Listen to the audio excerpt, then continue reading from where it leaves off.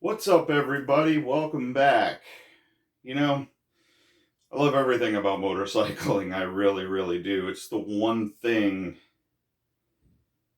in my world that really makes me happy. It's something that I really enjoy doing. I don't consider myself an enthusiast because I don't wait until the weekends. You know, I so everything that I do is involved usually with motorcycling, and I'm fine with that. Some people got other things to do, and I understand that, and I appreciate that as well.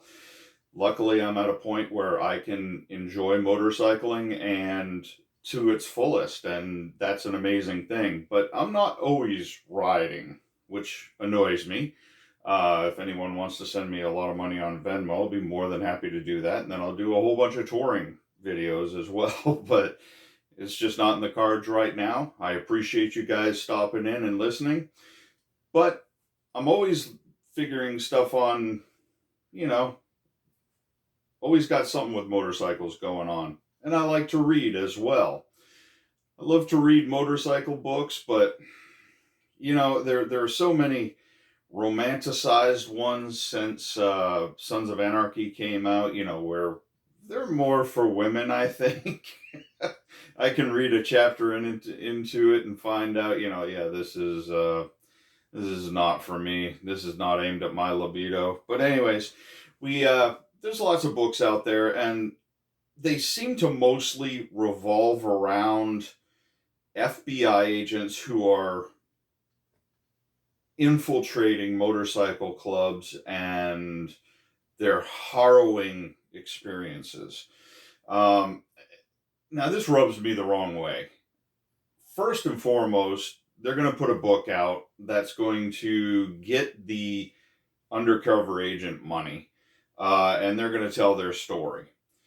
And in doing this, maybe they're going to justify the FBI using millions and millions and millions of your dollars and my dollars in taxpayer form to go out after these clubs. Now, they love to call them motorcycle gangs.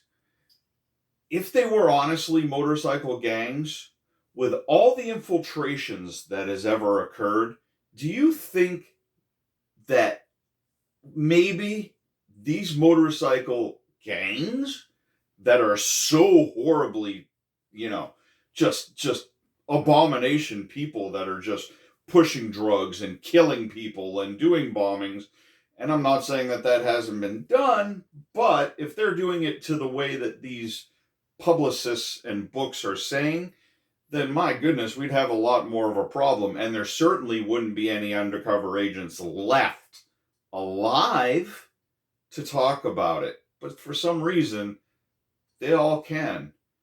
And the mob, local gangs, and everyone else can find people in, witness protection and off them. But for some reason, these big mean gangs just can't figure it out. So, but I enjoy reading it. I laugh listening to it, and we can talk about more of those specifically down the road. But there is another genre that's starting to come up. A buddy of mine named Alex McRae came out with a book, and he sent me an autographed copy, which I got to thank Alex very much for. I enjoyed reading this book. It was a quick read. It wasn't something that required a lot of effort to read. Some books are so dense that you almost have to reread pages after you read them to make sure you get everything out of it. It's a good story. I really enjoyed the story. It's lacking a little bit of the use of adjectives.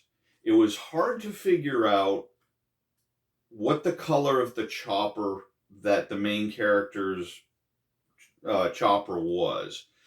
I don't really recall it being mentioned. I don't remember the color of his hair.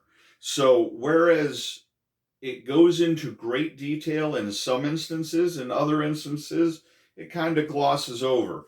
And that's not a bad thing at all. This is a a gentleman who wrote a book is putting it out in solid form and on Amazon so that he can express himself and put out wonderful stories, which is great. I love it.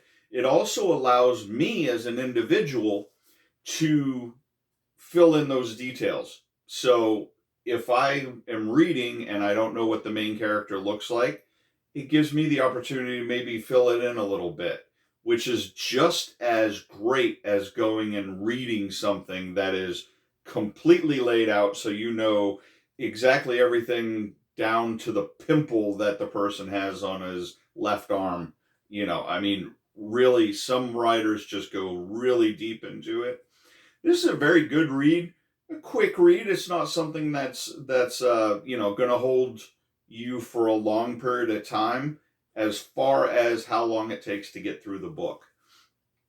But it's a great story. I truly enjoyed it, and I wanted to give him a shout out on the channel because he's doing it, man. I mean, I can't tell you how many times I said I wish I could have put a book out or this or that, and this guy just leapfrogged over that whole point and said, you know what, this is what I'm doing, this is where I'm going, and this is out now, not only as you see in physical form, but also on Amazon. So check it out, called Broken Brotherhood by Alex McRae. It is a great, great book to change things up a little bit. A wonderful story. And word is he's got another one coming out, and I'm anxious to see that one too. But right now we're going to talk about this one. Again, just a really good book to break the monotony of, whatever else is going on. And I truly enjoyed it. So thanks very much for sending me the copy, Alex. I truly appreciate that. It was an honor and a pleasure to be able to read it and to give this little bit of a review about it.